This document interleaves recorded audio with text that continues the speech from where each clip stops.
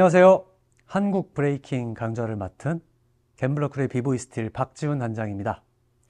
저희가 지난 시간까지 브레이킹의 탄생에서부터 또 한국 브레이킹의 여정까지 한번 다뤄왔는데요.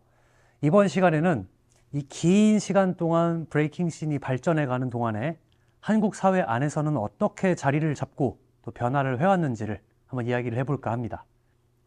모든 분야가 그렇겠지만 먼저 대중적으로 알려져서 사람들의 관심을 모으면 이후 제도적 변화가 따라오게 됩니다. 저 역시 이제 브레이킹이 국가적, 사회적인 관심과 지원이 전무했던 시기로부터 차츰차츰 그 관심을 받게 되는 그 과정을 제가 직접 살아오면서 이제 지켜봤거든요.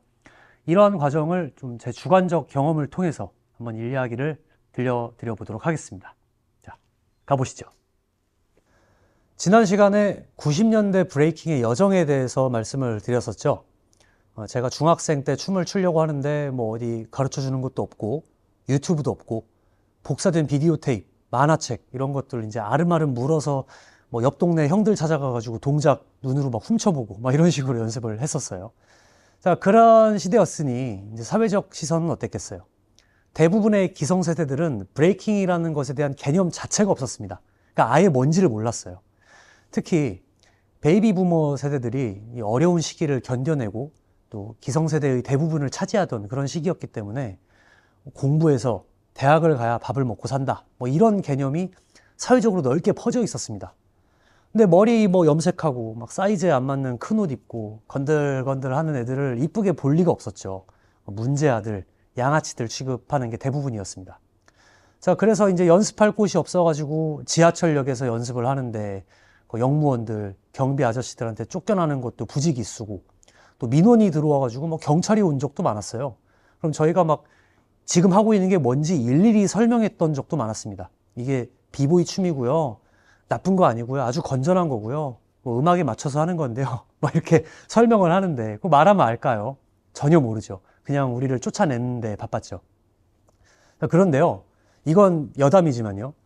이 몰려다니면서 춤을 춘다는 행위가 사실 오히려 문제아들을 구제하는 경우도 있었습니다.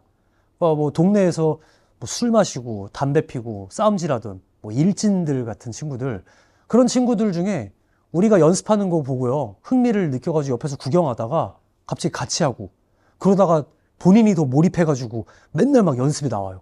그러다 보면 오히려 이제 싸움질 같은 행위를 안 하게 되는 거죠. 그러면은 옆에서 같이 싸움질하던 친구가 또 같이 따라서 시작합니다. 그런 선순환의 효과가 정말 실제로 있었어요. 이 브레이킹이라는 춤이 상당히 하드한 정말 그 고난이도의 신체 활동인데 또 잘하면 아주 멋있잖아요. 그런 점이 서로 경쟁심을 자극하고 더 열심히 하게 만드는 아주 건전하게 신체 활동을 유도하는 효과가 있었던 겁니다. 자, 아무튼 다시 본론으로 돌아와서, 그러니까 제가 고2 때죠. 정신적으로 가장 푹 빠져 있을 때 앞으로 나는 비보이가 되겠다라고 마음을 먹었어요. 그리고 이제 고3 올라가면서 학교에서 진로 설문조사 같은 걸 하죠. 뭐 희망대학 같은 거 써내고 뭐 그런 거 하잖아요. 거기다가 제가 희망대학 없음, 장래희망, 비보이 이렇게 썼어요. 그러니까 선생님이 저를 불러가지고 야, 비보이가 뭐냐 이렇게 물으시더라고요. 제가 뭐 이런저런 걸 하는 겁니다 이렇게 설명을 드리니까 이해가 이제 잘 안 되시는지, 그럼 그걸 하면 어떤 활동을 하고 살아가는 건지 사례를 좀 가져와 봐라 그러시는 거예요. 사례를 어디서 구해요 제가. 그래서 그냥 그 느린 인터넷으로 바리바리 찾아가지고 일본에서 발간된 스트릿 댄스 잡지 스캔본을 제가 몇 장을 구했어요. 그걸 인쇄를 해가지고 보여드렸습니다. 이게 일본에서는요 이렇게 대회도 열리고 공연을 하고 뭐 돈도 벌고 한답니다. 우리나라도 곧 이렇게 될 거예요. 뭐 이렇게 설명을 드렸어요. 부모님과도 마찰이 많았다고 했었죠. 뭐 성적도 떨어지고 맨날 나가서 잘 들어오지도 않고 그러니까 용돈도 막 끊어버리시고요. 제 핸드폰도 정지하고 막 그러셨어요. 그러니까 이렇게 갈등이 계속되다가 아버지께서 이제 저한테 물어보는 거죠. 너 그거 하면 뭘로 먹고 살 수 있냐? 선생님이랑 똑같은 질문을 하시는 거예요. 사례가 없다는 거예요, 사례가. 한국에서 그걸로 밥 벌어 먹고 사는 사례가 없는데 어떻게 네가 그걸로 먹고 산다고 장담을 하냐 이런 거죠. 근데 저는 당시에는 이 질문에 답을 할 수가 없었어요. 말문이 막히죠.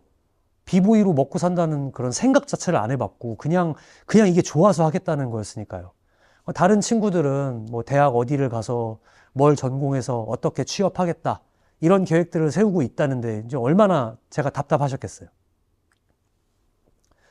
자, 이렇게 시간이 흐르다가 2002년에 독일 배틀 오브 더 이어 세계대회에서 익스프레션이 우승을 하는 일이 일어나죠. 당시 몇몇 신문들에서 이 일을 보도를 했습니다. 한국팀이 멀리 유럽에서 우승을 했다고 하니까 이제 흥미를 가진 거예요. 그리고 몇 년 후에 2004년에 제가 소속된 갬블러 크루가 다시 한번 독일 배틀 오브 더 이어에서 우승을 하죠.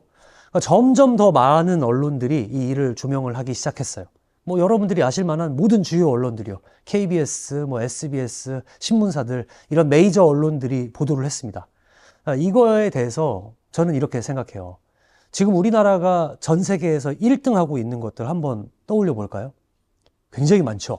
뭐 반도체도 1등, 조선업도 1등, 뭐 디스플레이, 요즘에는 뭐 전기차, 배터리 등등. 문화적으로도요.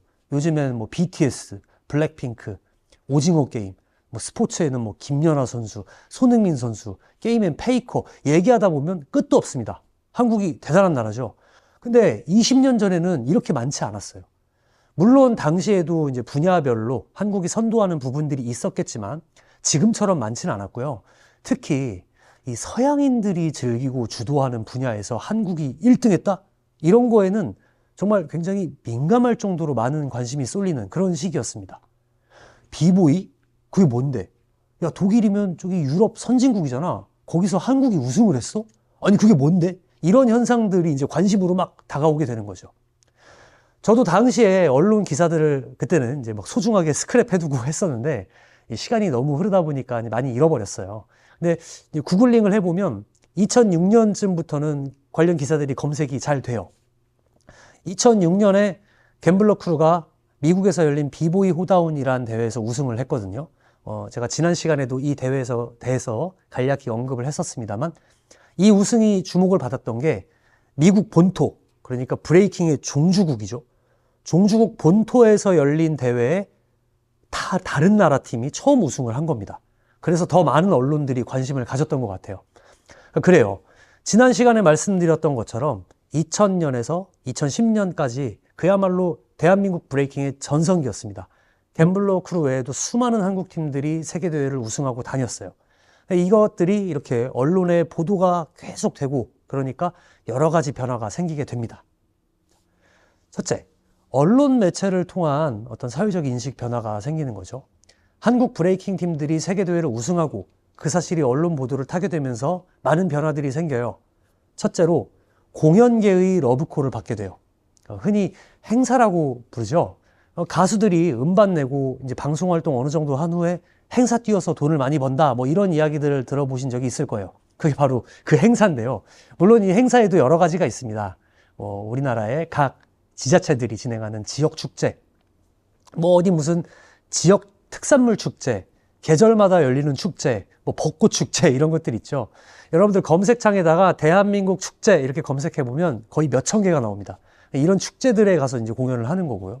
또 기업에서 진행하는 행사, 임직원들을 대상으로 하는 행사도 있고, 뭐 새로 나온 어떤 제품, 상품을 홍보하는 행사도 있고, 뭐 대학교 축제 이런 것도 있고요. 이런 다양한 행사들에 브레이킹 팀들이 가서 공연을 할 수 있게 되는 그런 환경이 열리게 돼요. 행사 말고도 기획 공연도 열리게 됩니다. 브레이킹을 주제나 소재로 택한 극장 공연이 기획이 되고 또 제작이 되게 됩니다. 대표적인 작품으로는 비보이를 사랑한 발레리나, 또 익스프레션의 마리오네트 같은 작품들이 있죠.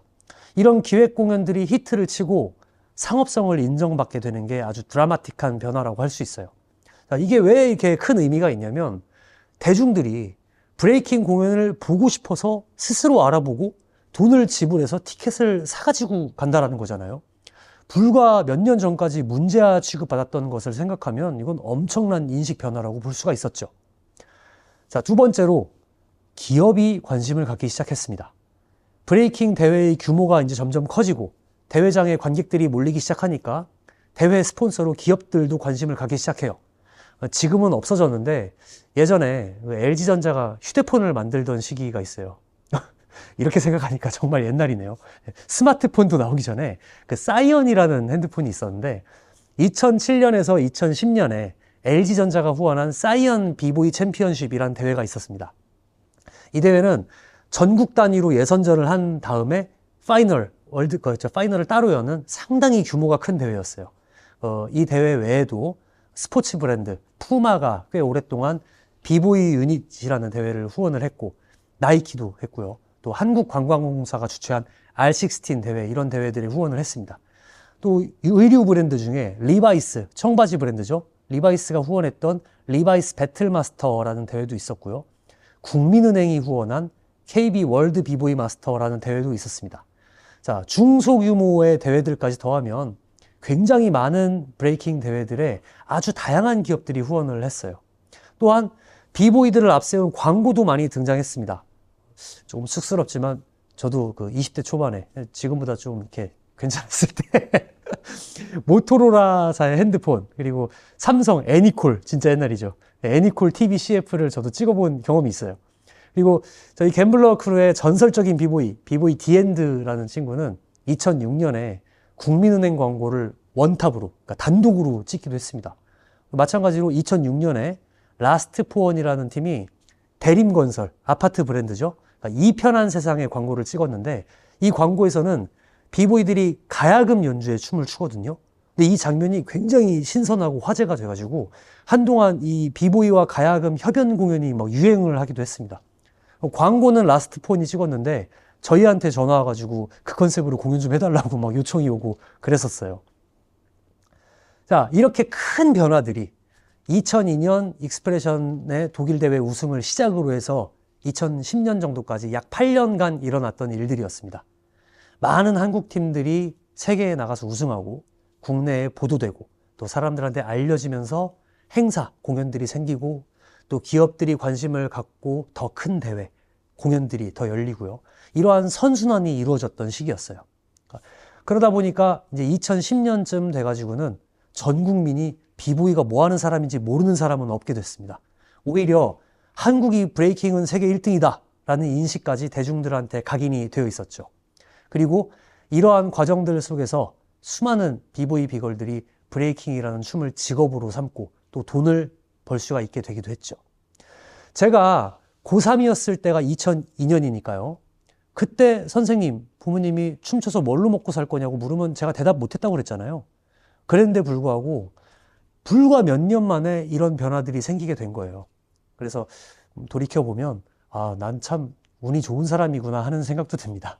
아직도 이걸 직업으로 삼고 있으니까요. 자, 다음 차시에서는 이런 사회적 인식의 변화 속에서 그럼 제도적, 교육적으로는 어떤 변화가 있었는지도 한번 알아보도록 하겠습니다.